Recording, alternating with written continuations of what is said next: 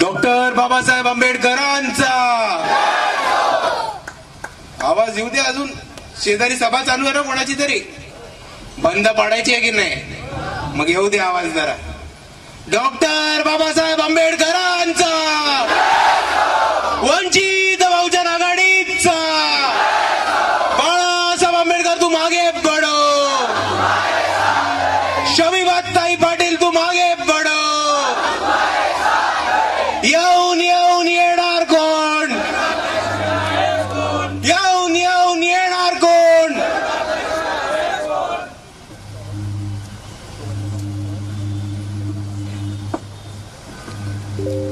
सर्वात प्रथम समतेचे विचार रुजवणाऱ्या सर्व महामानवांना त्रिवार अभिवादन करतो आणि मंचावरील उपस्थित दिशाताई, तय्यबभाई, बाळाभाऊ तायडे सर, मुक्तारभाई आणि तशाच आपल्या उद्याच्या रावेरच्या आमदार शमीबाताई पाटील यांच्या सगत इकडे जमलेले तमाम माता भगिनी, वडीलधारी मंडळी, कानाकोपऱ्यातून ऐकणारे सगळे वर्दीवरची लोक आणि माझ्या तरुण तरफदार युवक बांधवांना माझा जय जिजाऊ, जय शिवराय, जय ज्योती, जय क्रांती, जय मल्हार, जय लहूजी, अस्सलाम वालेकुम आणि जय भीम. मित्रांनो, आपल्या सर्वांना माहिती आहे की इकडे निवडणुकीचा वेळ चालू झालाय आणि निवडणूक चालू झाली की जी लोक आपल्याला कधी दिसत नाहीत, जी लोक आपल्या वस्तीत कधी येत नाहीत, ती आपल्या वस्तीत येऊ लागतात. असे विचित्र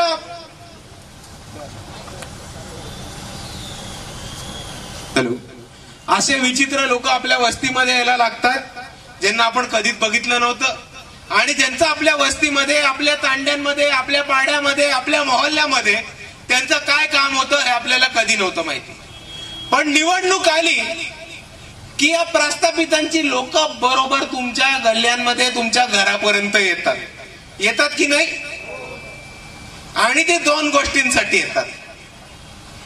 पहिली गोष्ट म्हणजे ते काहीतरी घेऊन येतात. आता काय घेऊन येतात ही लोक?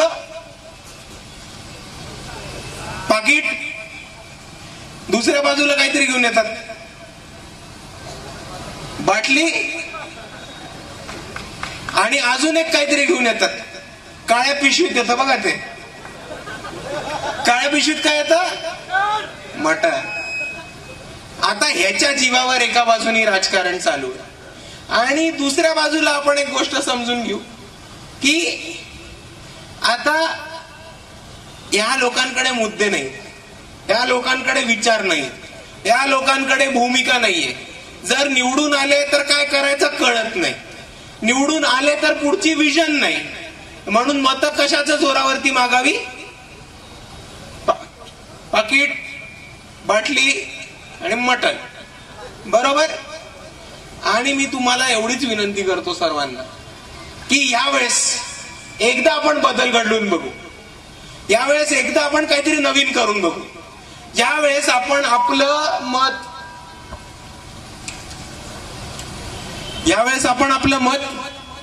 हे पाकिट, मटण आणि बाटलीच्या मागे न उभं करता आपलं मत हे बाबासाहेबांच्या संविधानाच्या मागे उभं करू. आपण आपलं मत हे बाळासाहेब आंबेडकरांच्या भूमिकेच्या मागे उभं करू. आपण आपलं मत हे वंचितांच्या हक्कासाठी आणि न्यायाच्या मागे उभं करू आणि आपण आपलं मत हे शमीबाताईंच्या मागे उभं करू. आणि दुसऱ्या बाजूला लोक येतात तेव्हा ही लोक काय करायला येतात? अपप्रचार करायला येतात. काय अपप्रचार करायला येतात? की वंचितला मत दिलं म्हणजे मत वाया घालवणे, वंचितला मत देऊ नका, वंचितची लोक बी टीम आहेत, वंचित वोट कटू आहे. आता तुम्ही हे राजकारण समजून घ्या. आपण लोकसभेला काय बघितली होती? इंडिया आघाडी होती की नव्हती? आता विधानसभेला इंडिया आघाडीचा धाकटा भाऊ महाविकास आघाडी उभा राहिलाय. लोक तीच आहे. त्याच्यामध्ये समाजवादी पार्टी आहे, सीपीआय आहे, सीपीएम आहे, शेतकरी कामगार पक्ष आहे, डीपीआय आहेत आणि मग हे तीन थोरले भाऊ आहेत. उभाटा सेना, शरद पवार राष्ट्रवादी काँग्रेस आणि काँग्रेस. आता हे समजून घ्या की ह्यांची युती असली तरी 12 जागांपेक्षा जास्त शेकापच्या विरुद्ध, सीपीआयच्या विरुद्ध, सीपीएमच्या विरुद्ध, डीपीआयच्या विरुद्ध, समाजवादीच्या विरुद्ध हे लोक निवडणूक लढवत आहेत आणि हे स्वतःला मैत्रीपूर्ण लढत म्हणतात. दुसऱ्या बाजूला काँग्रेस आणि उद्धव ठाकरे गट हे 4 ठिकाणावरती एक दुसऱ्यांच्या समोर लढत आहेत आणि राष्ट्रवादी आणि उद्धव ठाकरे गट हे 3 ठिकाणावरती एक दुसऱ्यांच्या समोर लढत आहेत. तरी तुम्ही ह्या कधी एक दुसऱ्यांना बी टीम म्हणताना ऐकलंय का? उद्धव ठाकरे कधी शरद पवारांना बी टीम म्हटलेत का? सोनिया गांधी शरद पवारांना बी टीम म्हटलेत का? सोनिया गांधी उद्धव ठाकरेंना कधी बी टीम म्हटलेत का? नाही. तर ह्याचा मागे राजकारण समजून घ्या. जेव्हा दलित, बहुजन, आदिवासी, भटके विमुक्त यांच्यापैकी कोणी उभा राहतं तेव्हा त्याला बी टीम म्हटलं जातं. जेव्हा कोणी मुसलमान यांच्या विरुद्ध उभा राहतो तेव्हा त्याला वोट कटुआ म्हटलं जातं. आणि ह्या जातीवादी प्रचाराचा मी इकडे निषेध करतो. आणि ही जी मंडळी असतील, ते संस्थेतली लोक असतील, ते प्राध्यापक असतील, ते प्रचारक असतील, जर हे साले पाकिट घेऊन तुमच्या इलाक्यामध्ये, जर हे साले तुमच्या इलाक्यामध्ये पाकिट घेऊन दिसले तर त्या भडव्यांना बडवून काढा आणि गांडीवरती लाथ मारून टाकला साल्यांना. आणि पोलिसांनी, तिकडच्या गावगुंड्यांनी, काँग्रेसनी, भाजपानी, राष्ट्रवादीनी तुम्हाला विचारलं की तुम्ही यांना का मारलं, तर फक्त माझं नाव त्यांना सांगा. हे बघा, आपल्याला आपला इतिहास नक्की माहितीये. तुम्ही बंगालमधल्या नामशूद्रांचं आंदोलन बघा, तुम्ही तेलंगणा, आंध्र मधल्या दलितांचं आंदोलन बघा, तुम्ही फुलन देवीचा लढा बघा. जेव्हा अन्याय, अत्याचार सहन होतो तेव्हा तेव्हा इकडच्या वंचितांनी, प्रस्थापितांना ठोकून काढायचं काम केलंय. आणि मी इकडच्या बांधवांना तीच विनंती करतो की रावेर मतदारसंघामध्ये आपण इतिहास घडवायला निघालो. हे लोक साले नुसते बोंबलतात की शाहू फुले आंबेडकरांचा महाराष्ट्र आहे. आज आम्ही तो इतिहास घडवतोय की एका तृतीयपंथीय समाजातल्या महिलेला नुसते तिकीट नाही दिलं तर त्याला निवडून आणण्याची ताकद इकडे वंचित बहुजन आघाडीची लोक ठेवतात. आणि जर तुम्ही अपप्रचार करणार आहात, जर तुम्ही पाकिट घेऊन हरामखोरगिरी करणार आहात तर तुम्ही आमच्या पायाखाली तुडवल्या राहण्याशिवाय थांबणार नाही, एवढं तुम्ही लक्षात घ्या. आणि ही भूमिका आपली ठाम आहे. समोर कोणीही येऊ देत, आपण मागे हटणार, आपण मागे हटणार. आणि ज्या पद्धतीने आतापर्यंत शमीबाताईंचा प्रचार चालू आहे त्या पद्धतीने आपण पुढे जाऊ.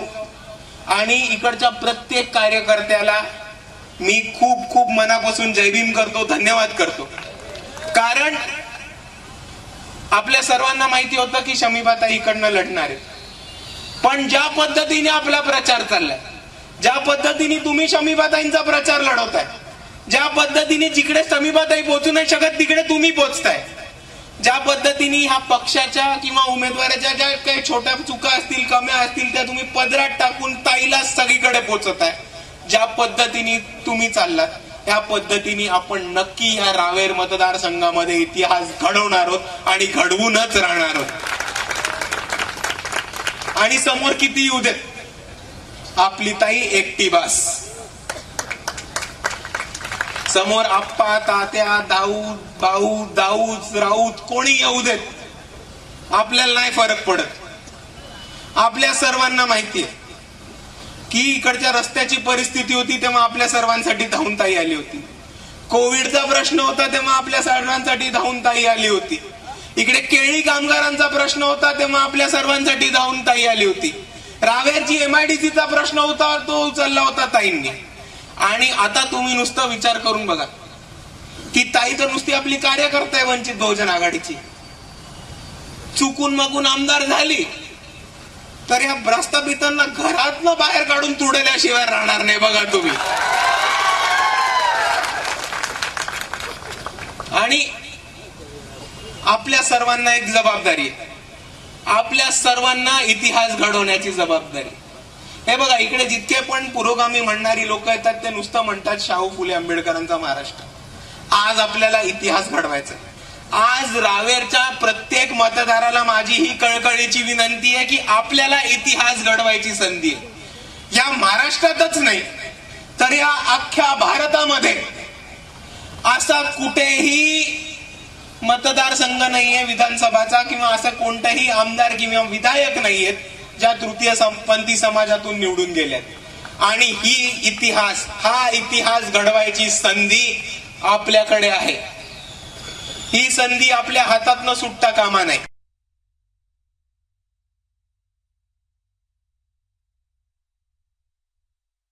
खूप चांगल्या पद्धतीने तैयबभाई म्हटले कि हम धर्म की जाति की राजनीति नहीं करते, हम राजनीति करते हैं मुद्दों की. आणि शमीबाताईंनी सुद्धा ते रावेरमध्ये करून दाखवले. ऊसतोड कामगारांच्या धर्तीवरती एक केळी वेचकांसाठी, केळी कामगारांसाठी एक महामंडळ करायचं काम हे शमीबाताईंनी केलंय आणि त्या आमदार झाल्या झाल्या हे महामंडळ उभं राहणार. रावेरची जी बंद MIDC पडली ती MIDC सुरुवात करून केळी उद्योजकाचे धंदे तिकडनं चालू करून रावेर मतदारसंघातल्या युवकांसाठी 1 लाख पेक्षा जास्त रोजगार निर्माण करणार ह्याची गॅरंटी आम्ही तुम्हाला देतोय. इकडच्या तरुणांसाठी रोजगार उपलब्ध करून देणं, शिक्षणाची स्थिती बरी करून देणं, इकडच्या नगरपालिकेच्या जिल्हा परिषदेच्या पंचायत समितीच्या शाळा सुधार करून देणं, आरोग्य केंद्र गावागावात चालू करून देणं आणि त्याच्याहून महत्वाचं इकडच्या प्रत्येक वंचिताला न्याय, हक्क आणि अधिकार मिळवून द्यायचं काम शमीबाताई पाटील करणार. आणि म्हणून जाता जाता मी आपल्या सर्वांना एवढीच एक विनंती करतो की रावेरमध्ये इतिहास घडवायची संधी आपल्या सर्वांच्या हातात आहे. हातात पण नाहीये, एका बोटावरती आहे. एका बोटावरती आहे. आपल्याला 20 तारखेला उठून जेव्हा आपण पोलिंग बूथ मध्ये जाऊ तेव्हा आपल्या सर्वांना माहिती आहे कुठलं बटन दाबायचंय, कुठलं 8 नंबर. आणि आपली निशाणी काय,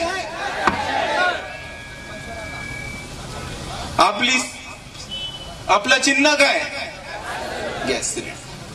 इकडनं मला आत्ताच माहिती कळली, चोपडा विधानसभा आपल्याला जो लागून आहे तिकडे एक थोडीशी विचित्र घटना घडली आणि त्याच्याबद्दल बोलणं हे खूप महत्वाचं आहे. तडवी समाजाचे जे शिक्षक अधिकारी होते त्यांना राजीनामा द्यायला लावला आणि हे सांगितलं की आम्ही तुम्हाला तिकीट देतो. आणि मग ऐन वेळेस त्यांनी राजीनामा दिल्यानंतर इकडच्या उबाटा सेनानी त्यांचं तिकीट कापण्यात आलं. ते आपल्यामध्ये इकडे सामील झालेत आणि त्यांनी शमीबाताईंना मदत सुद्धा केलेली आहे. मी त्या तडवी सरांना मनापासून धन्यवाद करतो. आणि दुसऱ्या बाजूला आपल्याला ह्या कृतीतनं एक कळत असेल की इकडचा वंचित हा या प्रस्थापितांचा पाय पुसणं कसं होतं. म्हणजे सोपी गोष्ट आहे. आपल्या सर्वांचे बरेचसे मित्र असतील तडवी समाजातले. तडवी समाजातल्या एका साधारण माणसाला शिक्षण अधिकारी होण्यासाठी किती मेहनत करायला लागत असेल, किती तळमळ करायला लागत असेल ह्याचा आपण विचार करा. आणि रातोरात तुला आमदार बनवतो, तुला तिकीट देतो म्हणून त्याला राजीनामा द्यायला लावला आणि आता त्याचं तिकीट कापलं. परत नोकरीवरती अधिकार म्हणून घेणार आहेत का त्यांना? सरकार त्यांना परत घेणार आहे का? एका बिचाऱ्या आदिवासाचं, वंचितांचं फुकटचं तुम्ही आयुष्याचं नुकसान करून ठेवले. अशाच लोकांना तुम्ही सत्तेत बसवलं तर आता एकांचं केलंय, सत्तेत बसवलं तर सर्वांचं करतील. म्हणून या उबाटाची असू दे, काँग्रेसची असू दे किंवा तुतारीची असू दे, आपल्याला तिघांची खानावळ नको. आपल्याला उभी करायची आहे वंचितांची खानावळ. त्या वंचितांच्या खानावळीमध्ये ताट पण आपलं, वाटी पण आपली, रस्सा पण आपला, तो वाढपी पण आपला, स्वयंपाकघर पण आपलं आणि बोकड सुद्धा आपलं. आणि ह्या वंचितांच्या खानावळीमध्ये एकदा तुम्ही आलात ही वंचितांची खानावळ एकदा उभी राहिली की तुम्ही एक गोष्ट समजून घ्या की ह्या महाराष्ट्रामध्ये वंचितांना परत कधीही उपाशी राहायला लागणार नाही. ही आपण सर्वांनी एक गोष्ट गृहीत धरा. आणि परत जाता जाता मी आपल्या सर्वांना एवढीच विनंती करतो की 8 नंबरचं बटन आहे आपलं. किती? 8. दुसऱ्या बाजूला निशाणी काय? निशाणी काय? उमेदवार कोण? उमेदवार कोण? अरे आवाज नाही येते. उमेदवार माहित नाही का आपल्याला? आपला उमेदवार कोण आहे? आपला उमेदवार कोण है? यस, शमीबा ताई तुम आगे बढ़ो, अभी हम सब आपके साथ हैं.